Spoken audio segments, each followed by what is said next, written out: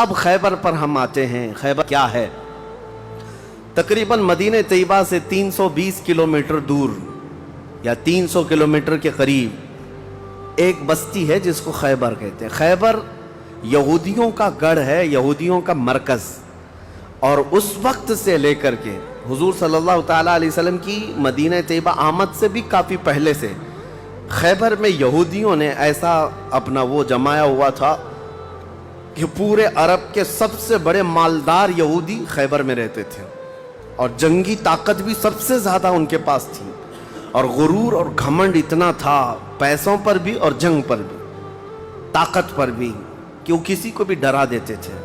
اور جب سے نبی پاک صلی اللہ علیہ وسلم مدینہ طیبہ آئے، ان کی دشمنی اتنی بڑھ گئی تھی کہ آپ کو معلوم ہونا چاہیے کہ جو جنگ خندق ہوئی تھی اس کا واقعہ بھی میں نے تفصیل سے بتا دیا۔ مدینہ طیبہ جنگ خندق جس وجہ سے ہوئی اس کا سبب یہودی تھے۔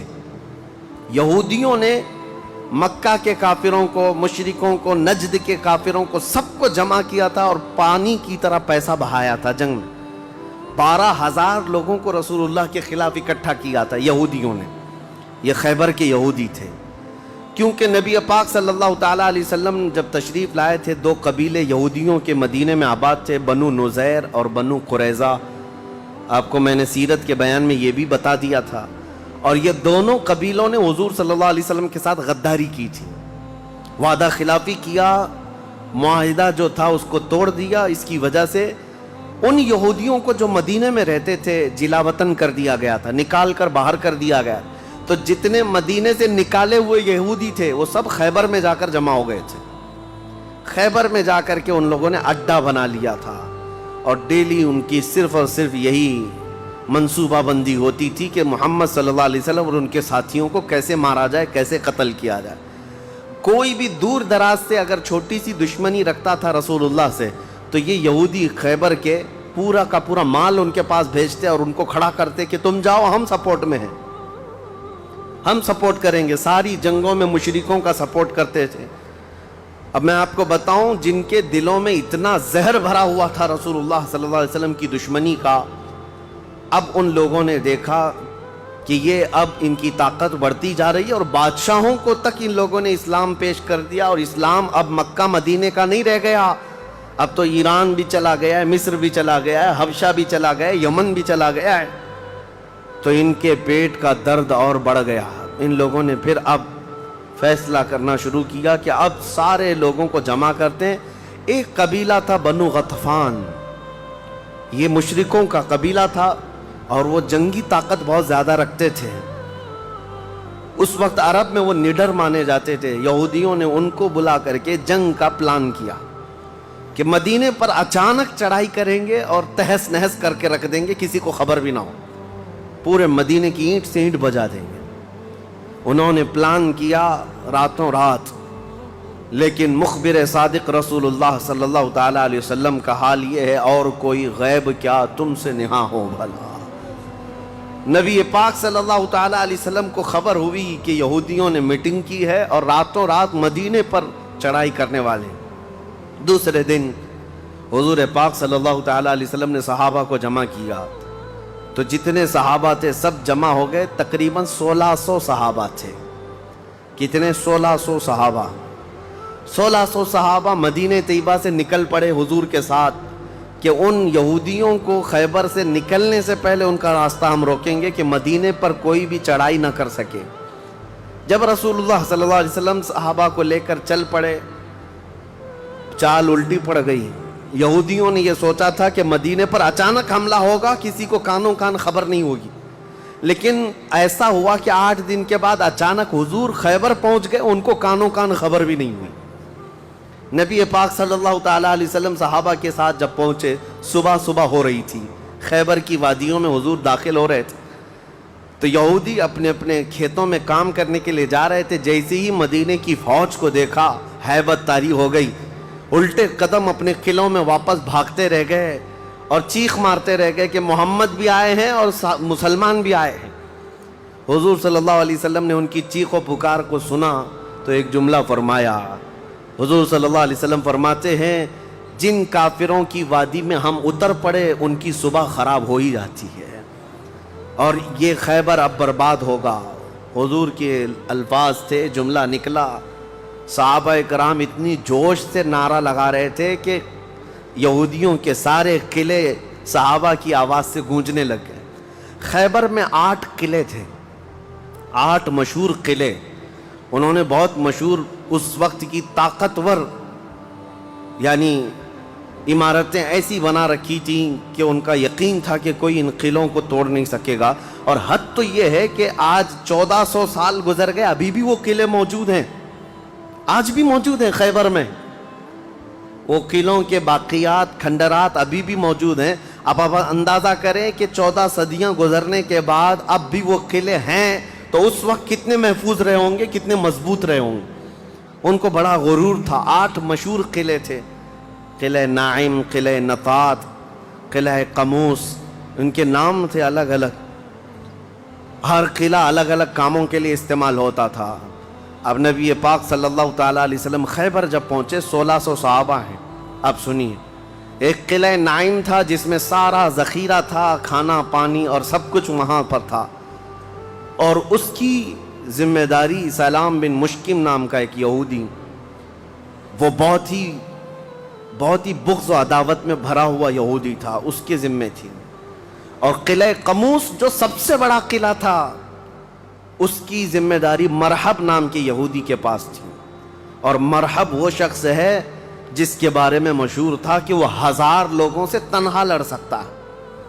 1000 انسانوں کی طاقت تھی جس کے پاس، اس کا نام مرحب تھا۔ پورے خیبر کے یہودی اس سے ڈرتے تھے۔ اور قلعہ قموس جو سب سے بڑا قلعہ تھا وہ اس کے انڈر میں ہوا کرتا، سب ان کی تقسیم تھی۔ اب جب نبی کریم صلی اللہ تعالیٰ علیہ وسلم شروعات فرمائی تو قلعہ نائم جو قریب تھا آبادی سے، اس پر چڑھائی شروع کر دی۔ تو جو صحابہ وہاں گئے تھے قلعہ نائم، تو صحابہ اکرام کو سخت مصیبت اٹھانی پڑی، کیونکہ اتنی سخت گرمی تھی کہ جس کی وجہ سے حلق میں کانٹے پڑ جاتے تھے پیاس کی شدت سے۔ کئی صحابہ اس میں شہید ہوئے۔ آخرکار قلعہ نائم فتح ہو گیا۔ ایک قلعہ فتح ہوا، دوسرا فتح ہوا، تیسرا فتح ہوا، قلعے اس طرح سے فتح ہونے لگ گئے۔ یہودیوں کی تعداد میں آپ کو بتاؤں، یہ 1600 صحابہ تھے، اور یہودی اس وقت خود اور قبیلہ بنو غطفان جو مشرکوں کا قبیلہ تھا، ان کو بھی جنگ کے لیے اپنے قلعے میں بلا لیا تھا۔ کل تعداد سب کی ملا کر 8000 ہو چکی تھی۔ 8000 لوگ 1600 لوگوں سے ڈرے ہوئے، سہمے ہوئے قلعوں میں بندے ہیں، کوئی باہر نکلنے کو تیار نہیں۔ اب اس کے بعد یہ خیبر کا معاملہ بڑھتا گیا۔ اس میں ہوا یہ کہ آخری جو قلعہ تھا قلعہ قموس، یہ سب کے بس کی بات نہیں تھی۔ بہت مضبوط قلعہ، اور جو آدمی اس کا سپہ سالار ہے، شہ سوار ہے، وہ مرحب ہے۔ پورا عرب جانتا تھا اس کی طاقت کو۔ پہلے دن نبی کریم صلی اللہ تعالیٰ علیہ وسلم نے صحابہ کی ایک جماعت حضرت ابو بکر صدیق رضی اللہ تعالیٰ عنہ کی سپہ سالاری میں بھیجی۔ حضرت ابو بکر صدیق آئے، بہت ہی جاں بازی اور بہادری کے ساتھ لڑائی کی، لیکن وہ اتنا سخت تھا کہ یہودیوں کی طرف سے بہت سخت طریقے سے ڈیفنس ہوتا تھا۔ صحابہ پیچھے ہٹ گئے، کچھ شہید ہوئے، کچھ زخمی ہوئے، واپس آئے۔ پھر دوسرے دن سیدنا عمر ابن خطاب رضی اللہ تعالیٰ عنہ کے حوالے حضور صلی اللہ علیہ وسلم نے فرمایا۔ حضرت عمر فاروق رضی اللہ تعالیٰ عنہ گئے، صحابہ کی ایک جماعت تھی، لیکن آج کا دن اور زیادہ سخت ہو گیا۔ سارے یہودیوں نے اپنی طاقت جھونک دی قلعہ قموس کو بچانے کے لیے۔ حضرت عمر فاروق رضی اللہ تعالیٰ عنہ صحابہ کی جماعت کو لے کر شام میں واپس آ گئے۔ اب یہ محاصرہ بڑھ گیا، 20 دن چلا کنٹینیو محاصرہ ان قلعوں کا، لیکن فتح ہونے کا نام نہیں تھا۔ جلال پیغمبری کو دیکھیں، صحابہ 20 دن سے تپتی ہوئی گرمی میں مدینے سے 300 کلومیٹر باہر ہیں۔ عرض کیا، یا رسول اللہ صلی اللہ علیہ وسلم، ہماری منزل ابھی کہاں ہے، کب تک ہے؟ رات کا وقت تھا، نبی کریم صلی اللہ تعالیٰ علیہ وسلم جلال میں تھے۔ ارشاد فرمایا، لَأُعْطِيَنَّ غَدًا رَایَةً رَجُلًا يُحِبُّهُ اللَّهُ وَرَسُولُهُ حضور اکرم صلی اللہ تعالی علیہ وسلم فرماتے ہیں کل کے دن میں اپنا جھنڈا ایک ایسے آدمی کو دوں گا جس سے اللہ اور اس کے رسول محبت کرتے ہیں، اور اللہ اور اس کے رسول جس سے محبت کرتے ہیں وہ خود بھی اللہ اور اس کے رسول سے محبت کرتا ہے۔ اور پھر میرے آقا نے فرمایا خیبر کی فتح اسی کے ہاتھ میں رکھی ہوئی۔ صحابہ کہتے ہیں پوری رات بے چینی اور کروٹ لیتے ہوئے ہم نے گزاری، نبی پاک نے بشارت دی ہے تو اب تو ہونا ہی ہے۔ حضور نے فرما دیا ہے کہ میں کل اپنا جھنڈا اس آدمی کے ہاتھ میں دوں گا جس کو اللہ اور اس کے رسول محبت کرتے ہیں۔ صحابہ کہتے ہیں حضرت عمر فاروق رضی اللہ تعالیٰ عنہ فرماتے میری آنکھ تک نہ لگی پوری رات، اور اس تمنا میں کہ صبح ہوگی تو حضور صلی اللہ علیہ وسلم وہ جھنڈا مجھے دے دیں، کہ اس میں 3 بشارتیں تھیں۔ ایک بشارت یہ تھی کہ وہ شخص جس کو میں جھنڈا دوں گا وہ اللہ اور رسول سے بہت محبت کرتا ہے، دوسری بشارت یہ تھی کہ اللہ خود اس سے محبت کرتا ہے، تیسری بشارت یہ تھی کہ اسی کے ہاتھ میں خیبر کی فتح رکھی ہے۔ حضرت عمر کہتے ہیں پوری رات پلک بھی جھپکا نہیں، اسی آس میں اسی امید میں پوری رات گزاری۔ پورے صحابہ کا یہی حال تھا۔ صبح جب ہوئی دوڑے دوڑے نبی کریم صلی اللہ تعالیٰ علیہ وسلم کی جلوں میں حاضر ہوئے۔ اللہ کے حبیب صلی اللہ علیہ وسلم کے ہاتھ میں پرچم تھا، جھنڈا تھا، اب جنگ کے لیے روانہ کرنا تھا۔ نبی کریم صلی اللہ علیہ وسلم کے سامنے صحابہ کی فوج ہے، سارے صحابہ گردنیں اونچی کر کر کے دیکھ رہے ہیں، لیکن نبی پاک صلی اللہ تعالیٰ علیہ وسلم نے اس بھرے مجمع میں اعلان فرمایا علی کہاں ہے، علی کہاں ہے؟ اس مجمع میں حضرت علی نہیں ہے۔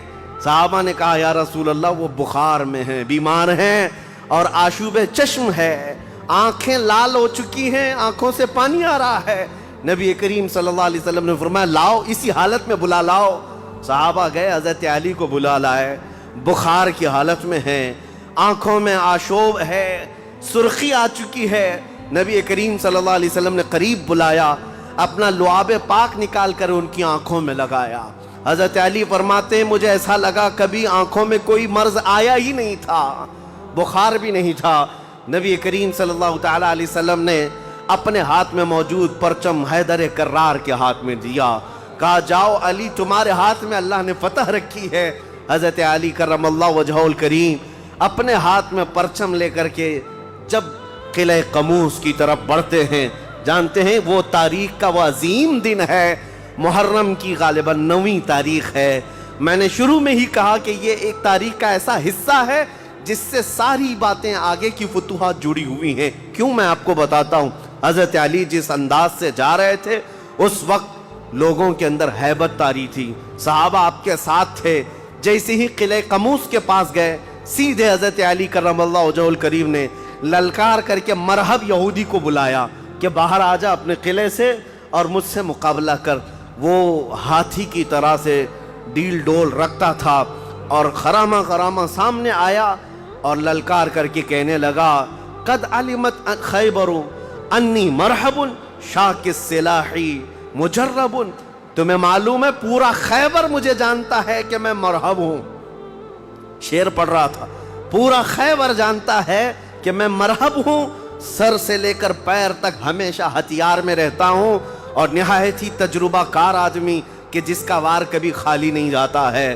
اس کے جواب میں مولا علی کرم اللہ وجہہ الکریم فرماتے ہیں انا الذی سمتنی امی حیدرا کلیت غابات کریہ المنظرا، تجھے پتا ہے میری ماں نے ہی میرا نام حیدر رکھا ہے۔ حیدر کا مطلب ہوتا ہے شیر، میری ماں نے میرا نام حیدر رکھا ہے، کلیت غابات کریہ المنظرا، ہیبت ناک شیر جب بھوک کی وجہ سے کچھار میں دہاڑتا ہے اس کو حیدر کہا جاتا ہے۔ جب یہ رجزی اشعار کا تبادلہ ہو رہا تھا، وہ یہودی مرحب جو سر پر ٹوپی پہنتا تھا ویسی ٹوپی لوہے کی کسی کے پاس تھی نہیں، جسم پر جو لوہے کا خود لباس ہوتا تھا ویسا لباس کسی کے پاس نہیں تھا۔ مقابلے میں وہ آیا اور اس نے حضرت علی کرم اللہ وجہہ الکریم پر بہت تیز وار کی، لیکن وار خالی گیا۔ حضرت علی کرم اللہ وجہہ الکریم پر کوئی وار نہیں آیا۔ پلٹ کر جب حیدر کرار نے وار ماری تو اس کی خود کو ٹوپی کو کاٹتا ہوا یہاں تک کہ اس کے جبڑوں تک حضرت علی کی تلوار آ گئی، اس کے دانتوں کو تک کاٹتی ہوئی آ گئی۔ اس کے بعد دوسرا وار بھی نہیں پڑا تھا کہ مرہب زمین پر ڈھیر ہو کر تڑپنے لگ گیا۔ اتنا ہی نہیں ہے کہ یہ منظر دیکھ کر کے جتنے یہودی تھے سب کے سب ٹوٹ پڑے۔ کس پر؟ حیدر کرار پر۔ اکیلے بطل جلیل ہیں، جس طرف سے آتے تھے صحابہ کہتے ہیں حضرت علی کی تلوار اس دن جو چمک رہی تھی ہمارے جسموں میں ہیبت طاری تھی، کبھی ادھر چمکتی ہے کبھی ادھر چمکتی ہے۔ آپ کو پتا ہے ایک لقب آپ کا کرار ہے۔ کرار کا مطلب کیا ہوتا ہے؟ پلٹ پلٹ کر کے حملہ کرنے والا، اور ایسا حملہ کرنے والا کہ سامنے والے کو سنبھلنے کا موقع بھی نہیں دیتا۔ حضرت علی کی تلوار نے اتنے وار کیے کہ یہودیوں کی صفیں درہم برہم ہو گئی۔ بعض تو لوگوں نے یہ سوچا کہ جان بچانے میں عافیت ہے، جب ہمارا سردار ڈھیر ہو کر تڑپ رہا ہے ہمیں اس سے مقابلے کی کیا تاب ہے۔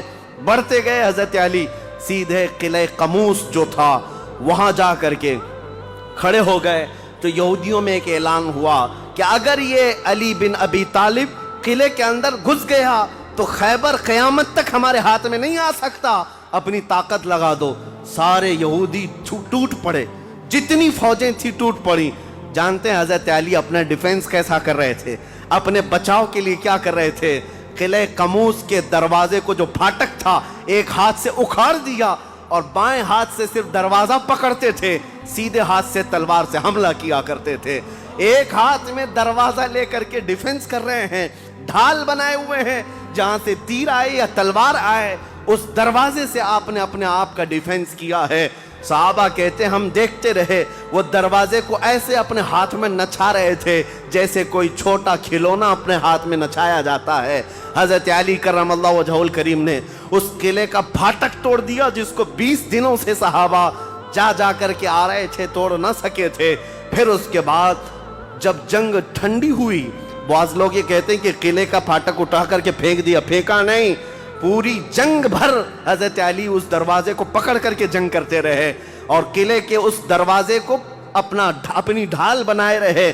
جب یہودی سرد پڑ گئے، ٹھنڈے پڑ گئے تو اس قلعے کے دروازے کو آپ نے اٹھا کر پھینک دیا۔ صحابہ کہتے ہیں ہم بعد میں، چونکہ وہ راستے میں پڑا تھا، اٹھانے کے لیے گئے تو 40 صحابہ مل کر کے اس دروازے کو اٹھا نہ پا رہے تھے۔ جو تنہا حیدر کرار اتنی دیر تک اپنے ہاتھ میں لے کر کے لڑتے رہے۔ کون ہے یہ حیدر کرار؟ یہ وہی حیدر کرار ہے جب رسول اللہ صلی اللہ علیہ وسلم نے مکہ مکرمہ میں سب سے پہلے اسلام کی دعوت دی تھی تو مکہ والوں نے انکار کیا تھا۔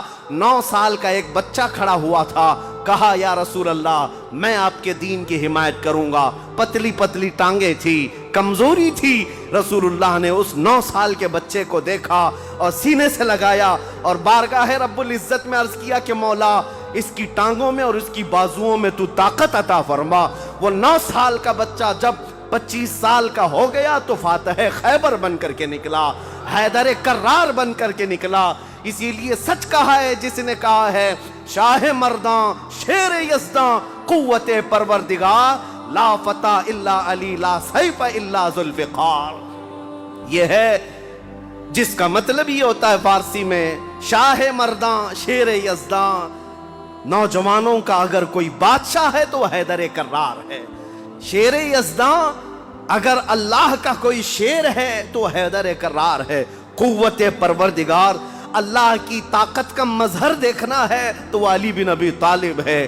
لا فتح الا علی، سچ کہا جس شاعر نے کہا لا فتح الا علی۔ پورے لوگوں میں اگر جوان کوئی کہانے کے لائق ہے تو وہ علی بن ابی طالب کا نام ہے۔ لا سیف الا ذوالفقار، اور دنیا میں اگر کسی تلوار کو تلوار کہلانے کا حق ہے تو وہ ذوالفقار حیدری کا نام ہے۔ عزیزان گرامی اوقات، یہ خیبر فتح ہوا، جیسے یہ خیبر فتح ہوا صحابہ میں اتنا جوش بھر گیا تھا، نہ قلعہ قموس باقی رہا نہ مرہب باقی رہا۔ اور خیبر کو جو مولا علی نے اس وقت توڑا تھا 14 صدیاں گزر گئی، آج تک یہودیوں کا اس میں داخلہ نہ ہو سکا تھا۔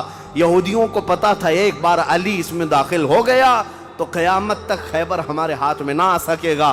آپ کو پتا ہے 2018 کی بات میں بتاؤں، 2018 میں انگلینڈ میں لندن کی سڑکوں پر پوسٹر اور بینر ہورڈنگ کارڈ لیے ہوئے یہودی احتجاج کر رہے تھے, پروٹیسٹ کر رہے تھے کہ خیبر ہمارا تھا, ہم کو نکالا گیا تھا, اور تمہاری ہماری لاسٹ جنگ خیبر تھی, اس کے بعد نہیں ہوئی. اس طرح کی باتیں. یعنی میں نے محسوس کیا کہ مسلمان تو بھول گئے خیبر کیا ہے. یہودیوں کو جن کو مار پڑی تھی آج بھی یاد ہے کہ مولا علی نے کیسے مارا تھا, آج بھی یاد ہے.